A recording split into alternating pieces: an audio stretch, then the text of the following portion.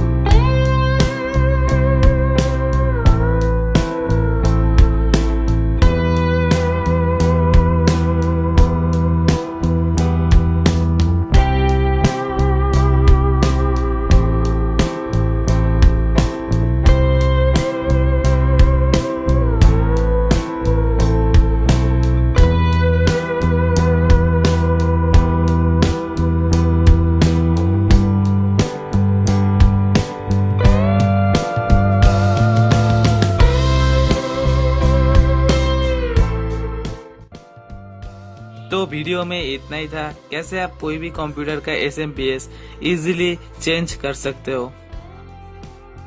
उम्मीद है आपको वीडियो पसंद है। वीडियो पसंद है तो वीडियो को लाइक कीजिए, शेयर कीजिए। आपने अगर अभी तक मेरे चैनल को सब्सक्राइब नहीं किया तो पहले जाके सब्सक्राइब कीजिए और बेल आइकन को दबा दीजिए लेटेस्ट अपडेट वीडियो सबसे पहले पाने के लिए।